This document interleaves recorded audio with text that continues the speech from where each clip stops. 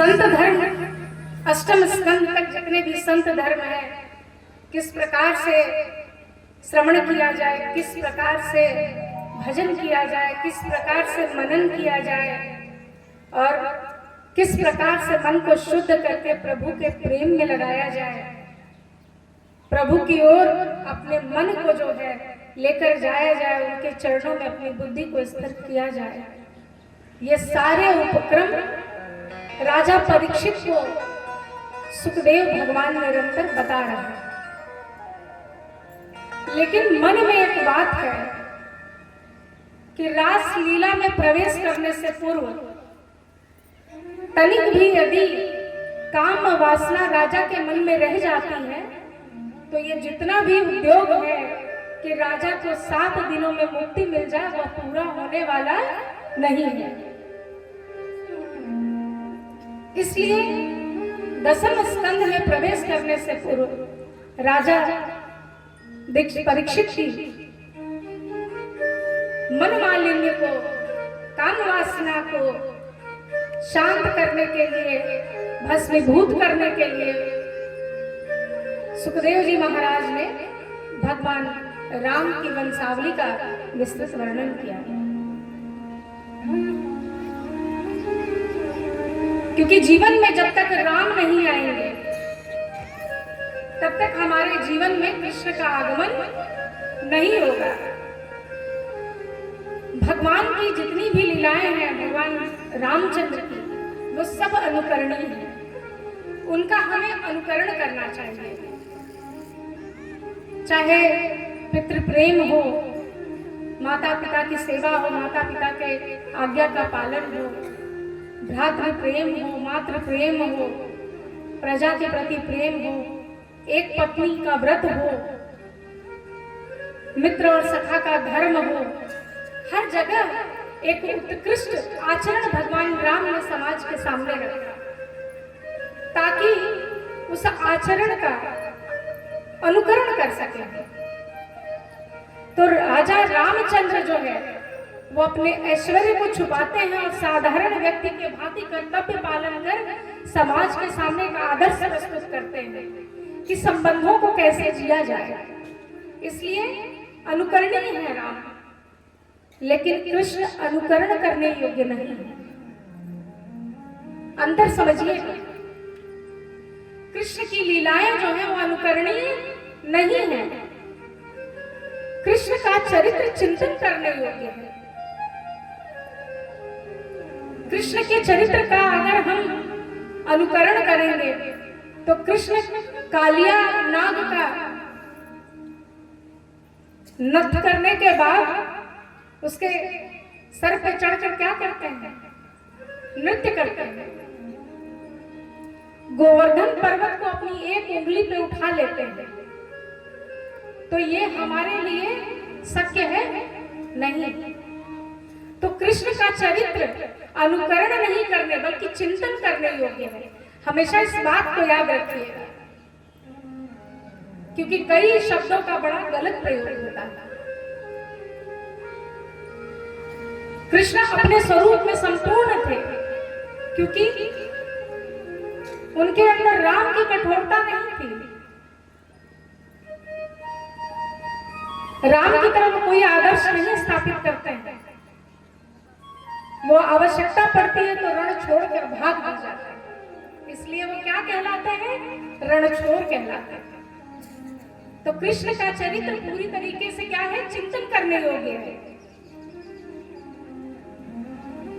चंद्रवंशीय राजाओं का जो इतिहास है, 14 अध्याय है 9वें स्कंद में। 12 अध्यायों में सूर्यवंश का इतिहास है, जिनमें रामचंद्र जी आगे चलकर आते हैं। श्रीमन नारायण के नाभि कमल से ब्रह्मा जी उत्पन्न होते हैं। पहले ही हम लोग पढ़ चुके हैं, इसको सुन चुके हैं। ब्रह्मा जी के जो पुत्र हैं वो मरीचि होते हैं, और मरीचि के जो पुत्र हैं वो कश्यप मुनि होते हैं, और कश्यप मुनि के पुत्र जो हैं वो विवस्वान होते हैं। और विवस्वान से ही, विवस्वान का अर्थ सूर्य भी होता है, तो विवस्वान से ही सूर्य वंश का आरंभ माना जाता है। विवस्वान सूर्य पुत्र श्रद्धादेव मनु हुए और इनके 10 पुत्र हुए जिनसे सूर्यवंश का विस्तार होता है। मनु महाराज के जो दूसरे पुत्र हैं वो नभग हुए। नभग के पुत्र नाभाग होते हैं। इसको हम जल्दी जल्दी हम लोग बस इसको जानना है हमें, क्योंकि हमें भगवान राम के प्राकट्य पर आना है। नाभाग के पुत्र अम्बरीश होते हैं। अम्बरीश जो है परम वैष्णव, बड़े ही प्रतापी धर्माचारी राजा है। कहते हैं उनके इतना धर्माचारी और प्रतापी राजा कोई नहीं है। जिस वंश में राम को आना है, राम का प्राकट्य होना है, उसमें अम्बरीश जैसे ही पूर्वज हो सकते हैं, क्योंकि बिना अम्बरीश जैसे पूर्वजों के राम जैसे भगवान का प्राकट्य संभव नहीं है। जो कुल वंश पवित्र होता है, वैष्णव होता है, भगवान में जिसकी रति होती है, ऐसे ही परिवार को भगवान अपने आने के लिए चुनते हैं। इन मानधाता इनके पुत्र होते हैं। अम्बरीश जी के वंश में आगे चल करके मानधाता, और मानधाता से फिर हरिश्चंद्र का जन्म होता है। हरिश्चंद्र के पुत्र का नाम रोहित, और रोहित के पुत्र बाहुक, और बाहुक से फिर सगर का होता है जन्म। सगर के 60,000 पुत्र होते हैं। 60,000 पुत्र होते हैं और अश्वमेध यज्ञ का आयोजन होता है। अश्वमेध यज्ञ का आयोजन होता है। जैसे ही इंद्र को चिंता हो जाती है अपने सिंहासन की, इंद्र आते हैं और उनके अश्वमेध यज्ञ के घोड़े को कपिल मुनि के आश्रम में ले जाकर के बांध देते हैं। कपिल मुनि अपने आश्रम में ध्यानस्थ हैं, ध्यानमग्न हैं। इतने में सगर पुत्र आते हैं और बिना कुछ सोचे समझे कपिल मुनि को अपशब्दों का प्रयोग करते हैं कि तुम्हारी ये समाधि झूठी है, तुमने ही इस घोड़े को चुराया है और अब तुम झूठी समाधि लगाकर बैठे हो। और जब जब संत का अपमान होता है, उसका परिणाम बहुत अनुकूल नहीं होता है। कपिल मुनि की आंखें खुल जाती हैं और जैसे ही नेत्र खुलते हैं वैसे ही सगर के पुत्र सारे वहीं भस्म हो जाते हैं। सगर के पुत्र भस्म हो जाते हैं। सगर आते हैं, कपिल मुनि के पैरों पे गिरते हैं। उनके पुत्र भी जो एक बच्चे हैं उनके साथ हैं, उनके पैरों पे गिरते हैं कि उद्धार का मार्ग भी आप ही प्रशस्त कीजिए। जो कुछ भी हुआ है वो अनजाने में हुआ है, आप ही कोई उपाय बताइए जिससे कि इनका उद्धार हो सके। कपिल मुनि बताते हैं कि यदि देवी गंगा के जल का स्पर्श हो जाए तो सगर के सारे पुत्र तर जाएंगे। सगर के पुत्र हैं असमंजस। असमंजस घोर तपस्या करते हैं। असमंजस के बाद अंशुमान आते हैं दूसरी पीढ़ी में। वो भी निरंतर प्रभु की तपस्या में लीन रहते हैं कि माता गंगा को धरती पे लाया जा सके। अंशुमान के पितृ दिलीप होते हैं।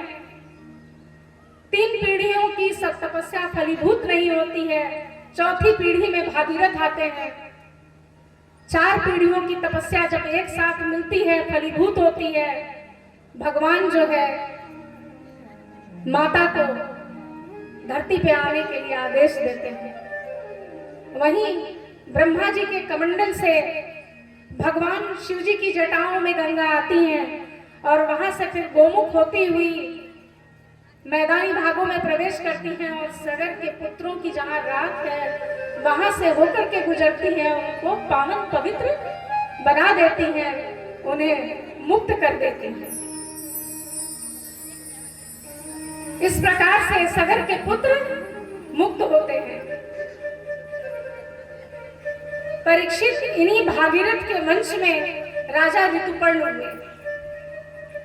वंशावली आगे बढ़ रही है। राजा ऋतुपर्ण आ रहे हैं। ऋतुपर्ण के पास जो है सौदास आते हैं। सौदास के बाद अस्मत आते हैं।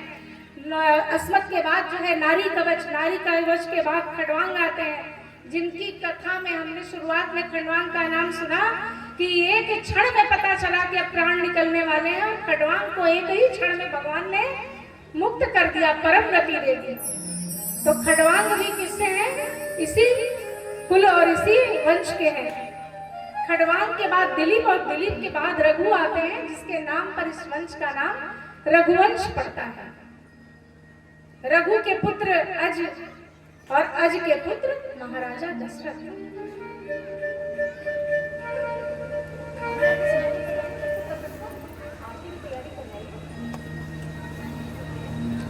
आइए भजन करते हैं।